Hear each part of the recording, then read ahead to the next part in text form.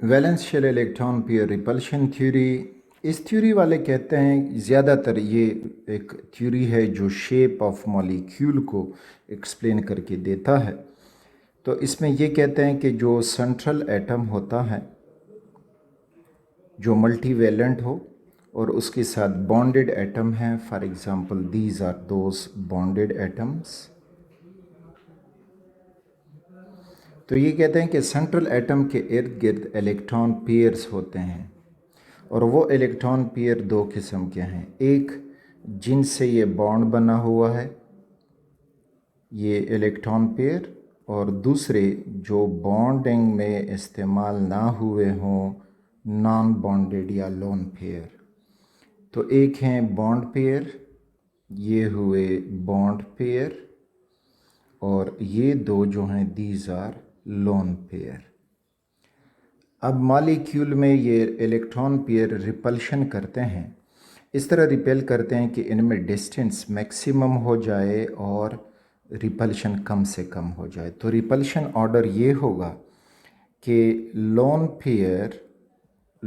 Pair repulsion is greater than lone pair and bond pair repulsion, और greater than bond pair repulsion.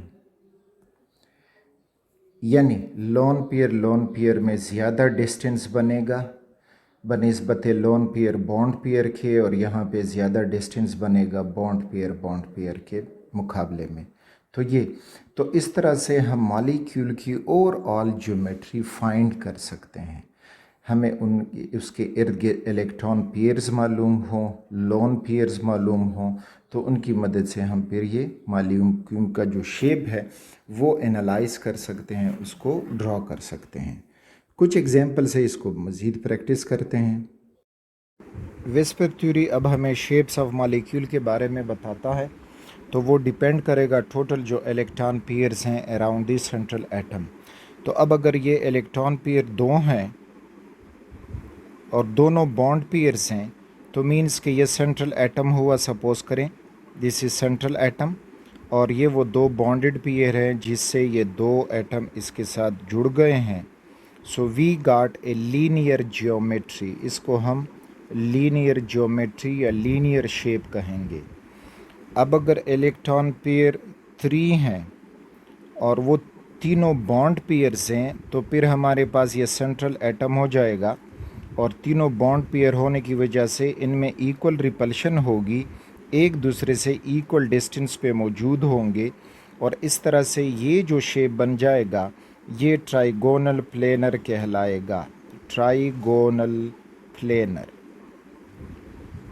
लेकिन अब अगर इन तीन में से एक जो है वो लोन पेयर हो जाए, तो फिर यही शेप कुछ यूँ हो जाएगा कि दिस इज़ दैट शेप। यहाँ पे बॉन्ड पेयर से एक्स एटम जुड़ा है, बॉन्ड पेयर से एक्स एटम जुड़ा है, और ये एक बॉन्ड अब लोन पेयर में चेंज हो गया है। तो अब यहाँ पे ये लोन पेयर ज़्यादा रिपेल करेगा, और ज़्यादा रिपल्शन की वजह से ये दोनों जो बॉन्डेड एटम्स हैं करीब आएंगे, तो इसको हम बेंट शेप कहेंगे या वी शेप कहेंगे, या एंगुलर शेप भी इसको कहा जा सकता है। तो ये तीन इलेक्ट्रॉन पेयर में ये दो केसेस हमें मिल सकती हैं। अब अगर इलेक्ट्रॉन पेयर 4 हों और चारों के चारों बॉन्ड पेयर्स हों, तो फिर हमें कुछ यूँ मिलेगा कि ये सेंट्रल एटम है, बॉन्डेड एक एक्स एटम, इस तरह बॉन्ड पेयर दूसरा एक्स एटम, बॉन्ड पेयर तीसरा एक्स एटम, और ये हुआ चौथा एक्स एटम। तो इसके चारों के चार बॉन्ड पेयर्स हुए, और ये ज्योमेट्री जो कहलाएगा ये टेट्राहेड्रल कहलाता है, टेट्राहेड्रल। अब अगर यहाँ पे अब एक लोन पेयर आ जाए, तो यही जो मॉलिक्यूल है ये कुछ इस शेप का हो जाएगा कि अब बॉन्डेड एक्स है, बॉन्डेड एक्स है, बॉन्डेड एक्स, और ये एक इसका हो गया है लोन पेयर। तो अब ये जियोमेट्री टेट्राहेड्रल है, लेकिन इलेक्ट्रॉन की जो ज्योमेट्री है दैट इज़ टेट्राहेड्रल, लेकिन अब इसका जो शेप होगा वो पिरामिडल हो जाएगा, इट इज़ पिरामिडल। अच्छा, अब अगर ये लोन पेयर 2 हो जाएं तो फिर यही शेप कुछ यूँ हो जाएगा कि lone pair bonded to X atom, bonded to X atom. अब इसके पास एक तो लोन पेयर ये था, जबकि इसने ये जो बॉन्ड बनाया था ये भी लोन पेयर बन गया है। तो अब इसका शेप अगेन एंगुलर या बेंड होगा। ज्योमेट्री वहीं टेट्राहेड्रल है, लेकिन शेप इसका अब एंगुलर शेप कहलाएगा या बेंड शेप कहलाएगा। इसका एग्जाम्पल आपको CH4 मिलता है, इसका एग्जाम्पल आपको NH3 मिलता है और इसका एग्जाम्पल आपको H2O मिलता है। तो ये 4 इलेक्ट्रॉन पेयर्स। अब अगर टोटल 5 इलेक्ट्रॉन पेयर्स हो जाए, 5 इलेक्ट्रॉन पेयर, पहले केस में पांचों के 5 बॉन्ड पेयर्स हैं, तो फिर हमें ये मिलेगा जो ज्योमेट्री होगी, तो ये सेंट्रल एटम हुआ और इसने 5 बॉन्ड बनाए हुए होंगे। तो एक बॉन्ड किसी एटम से, दूसरा बॉन्ड ये हुआ उसका तीसरा बॉन्ड, चौथा बॉन्ड और ये हुआ 5वां बॉन्ड। अब ये जो ज्योमेट्री आपको दिखाई दे रही है बन जाएगी, तो इसको हम ट्राइगोनल बाई पिरामिडल कहेंगे। It is trigonal bi pyramidal, bi pyramidal. अब इसमें अगर हम एक लोन पेयर कर दें, 2 लोन पेयर कर दें, तो मज़ीद इसकी क्या ज्योमेट्री बनेगी, कैसे बनेंगे, तो इसमें अब वो अप्लाई करते हैं। अब अगर एक लोन पेयर हो जाए तो ये हो जाएगा सेंट्रल एटम। सपोज़ करें ये हमने लोन पेयर किया, ये एटम अब लोन पेयर हो गया है। यहाँ पे bonded to X, bonded to X, bonded to X और बॉन्डेड टू एक्स। अब इस लोन पेयर की वजह से रिपल्शन डिफरेंट हो जाएगा। तो डिफरेंट रिपल्शन होने की वजह से यहाँ पे ज़्यादा स्पेस या हमें डिस्टेंस मिलेगा। तो अब ये जो शेप बना, तो इसको सीसा शेप कहा जाता है, सीसा। ठीक, तो ये अगर 5 इलेक्ट्रॉन पेयर्स हैं और उसमें एक लोन पेयर हो, फिर अगर 5 में से अगर 2 लोन पेयर हो जाएं, तो ये हुआ एटम, सेंट्रल एटम, और उसके ये 2 लोन पेयर हो गए। तो मीन्स के अब इसके 3 बॉन्ड बना चुका होगा। तो ये एक एक्स एटम से, दूसरा एक्स एटम से और ये तीसरा एक्स एटम से। अब ये जो कहलाता है, तो ये कहलाता है टी शेप। ज्योमेट्री इसकी ट्रिगोनल बाई पिरामिडल है, जो इलेक्ट्रॉन ज्योमेट्री है, लेकिन शेप इसका बन जाएगा टी शेप, क्योंकि वो लोन पेयर ज़्यादा रिपल्शन करेंगे, जिसकी वजह से ये अरेंजमेंट क्रिएट हो जाएगी। अगला 6 इलेक्ट्रॉन पेयर हों, तो 6 इलेक्ट्रॉन पेयर, 6 के 6 बॉन्ड पेयर हों, तो ये हुआ सेंट्रल एटम। तो ये एक बॉन्ड पेयर से बॉन्ड बनाया, दूसरे बॉन्ड पेयर से, तीसरे और चौथे से बॉन्ड बनाया। ये हुआ 5वां बॉन्ड पेयर और ये हुआ 6ठा बॉन्ड पेयर। अब ये जो ज्योमेट्री कहलाती है, इट इज़ ऑक्टाहीड्रल। अब अगर इसमें एक लोन पेयर आ जाए, तो एक लोन पेयर आने से फिर इसकी क्या ज्योमेट्री हो जाएगी, तो अगेन अब देखें शेप हो जाएगा। तो दिस इज़ दैट वन। अब ये जो ऊपर बॉन्ड बना था, ये लोन पेयर हो गया है।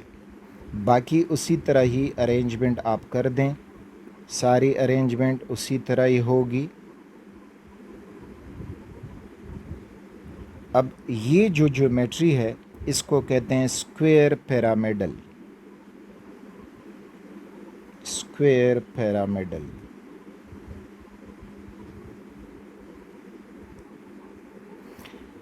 नेक्स्ट, अगर इन 6 में से 2 लोन पेयर बन जाएं, तो अगेन ये ज्योमेट्री अब ये बन जाएगा कि सेंट्रल एटम हुआ, bonded to X, bonded to X, bonded to X और बॉन्डेड टू एक्स।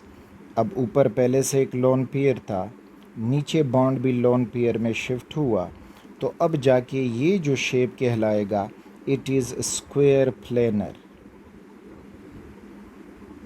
तो ये स्क्वायर प्लेनर ज्योमेट्री इसकी होगी।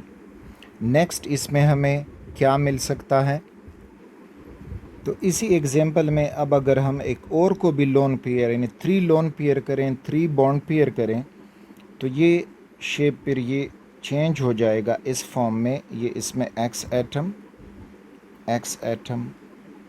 یہ ہوا اس میں ایکس ایٹم، اور 3 اب اس کے پاس لون پیئرز ہیں. تو یہ چونکہ 3 ڈائمینشنل سٹرکچر ہوتے ہیں یا 2 ڈائمینشنل پیپر پہ یا بورڈ پہ اس کا بنانا مشکل ہوتا ہے، تو یہ بھی ایک ٹی شیپ کا مالیکیول ہمیں دے جائے گا. اور اگر اس میں اب مزید 4 لون پیئر بن جائیں تو 4 لون پیئرز جب بنیں گے تو یہ بانڈڈ ایکس اور یہ ہو جائے گا بانڈڈ ایکس، اور 4 لون پیئر مین کے 2 لون پیئر ادھر ہو گئے اور 2 لون پیئر اس فارم میں. سب سے ایکول ڈسٹینس 3 ڈائمینشنل پہ لیں گے تو اب یہ لینئر جیومیٹری دے گیا ہے. تو اس طرح سے آپ دیکھ پاؤ گے. اب ایگزامپل کے لیے آپ لوگوں نے اگر ایس ایف وہ ہے 6 ہے تو مینس کہ اس کا ایگزامپل ایس ایف 6 ہمیں مل سکتا ہے. اب اگر ایک لون پیئر اس میں آ جائے تو یہ اسکوئر پیرامڈل ہو جائے گا. تو اس میں یہاں پہ اب پھر سینٹرل ایٹم کے ساتھ ایک لون پیئر کا آنا ہوگا اور ایٹم ہو جاتے ہیں 5. تو اس طرح سے وہ 5 ایٹم ہو جائیں گے. اس طرح یہاں پہ 4 ایٹم بانڈڈ ہو جائیں گے، یہاں پہ 3 ایٹم، یہاں پہ 2 ایٹم بانڈڈ ہو جائیں گے. تو اس طرح سے آپ فائنڈ آؤٹ کر سکتے ہو کہ وسپر تھیوری کیسے ان مختلف شیپس کو ایکسپلین کرتا ہے.